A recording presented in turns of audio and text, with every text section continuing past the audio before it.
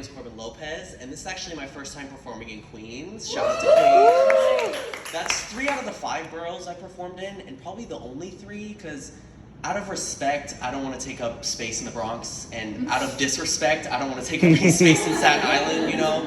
I feel like there's already enough white men running around the Bronx. And definitely, there's already enough white men running around Staten Island. So Pride Month just passed, and it didn't, I don't know if it was just me, but it didn't feel as prideful this year. Like, you know how Christmas isn't the same as when you were a kid? And with both, I feel like sitting on an old man's lap until he eats your milk and cookies doesn't hit the same anymore, you know? Yeah. A lot of businesses pulled out of Pride this year, which I can't relate.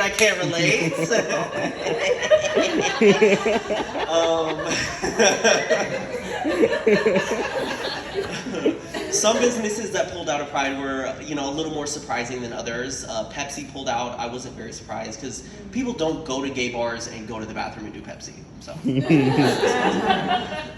especially with everything going on, I've been doing more research into queer history and queer culture, and I didn't realize how recently it was illegal to be gay. Like in the mid-90s, certain states had laws that compared homosexual acts to being crimes against nature, which is crazy considering that same political party's now chopping down national forests. Now y'all don't care about crimes against nature, okay, all right.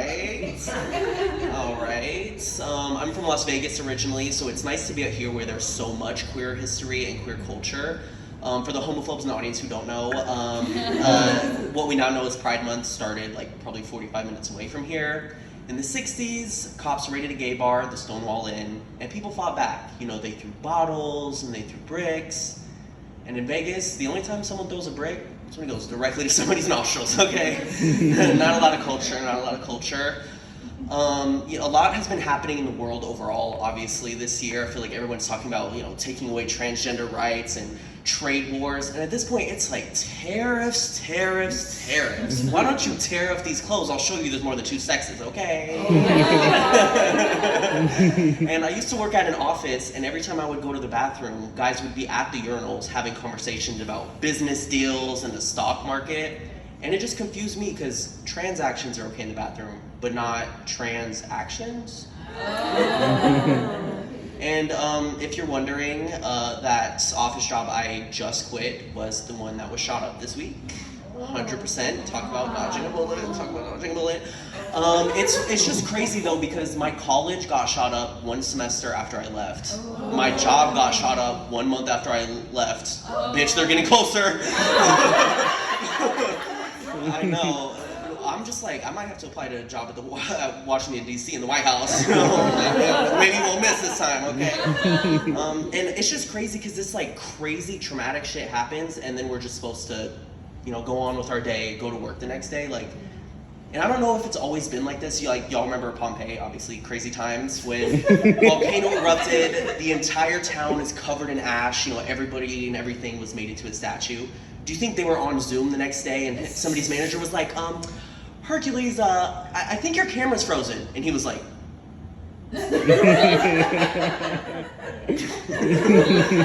you.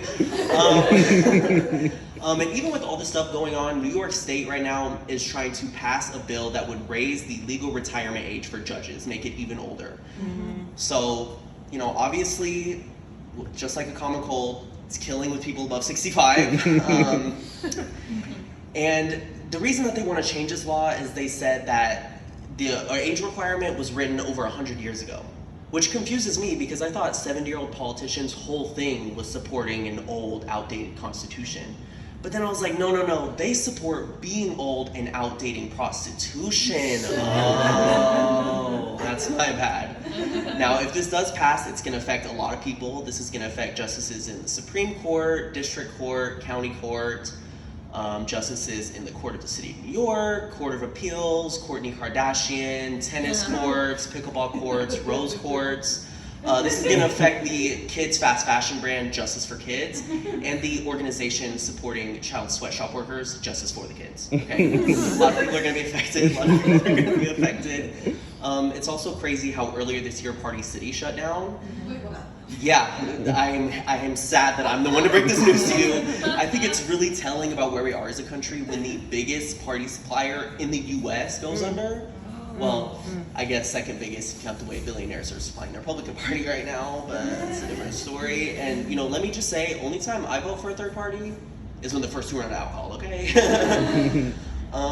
Let's see. Even crazy stuff has been happening in this very borough. About a month ago in Queens, police shut down a brothel operating in secret behind a bodega. Yeah, the workers came to work the next day and they knew something was wrong because the doors were chained shut. Everybody knows chains and whips are only on Wednesday, obviously. And when the cops were, investigating the bodega, they found a bowl of milk and a feather wand, and they asked the owner, they're like, "Is there a cat here?" And he was like, "There can be if you tip right." But not all news is crazy and horrible. Like Uber just released the craziest things lost and found in people's cars last year, and one driver found a live case of 3 live lobsters. Which makes me feel better because the worst thing I've left in somebody's backseat is 2 live lobsters. And the driver with 1 live case crabs. That's a different story though. I'm going to talk about the mayoral election real quick, if that's okay. I just want to start by saying fuck Cuomo. Okay, fuck Cuomo. He wants to run this city. He wants to be the mayor of the city and hasn't lived here in over half of his life. Which confuses me why he's not as comfortable on public transit because they got around on horse-drawn carriage and steam-powered engine in the 1890s, so he should be right at home. Recently in an interview, they asked what his breakfast order was, and he said a bacon, cheese, and egg. Right? So wrong. Right, that sounds mayor. But you know what, I'll cut him a little bit of slack because that just probably reminds him of the era he used to live in the city, in BCE.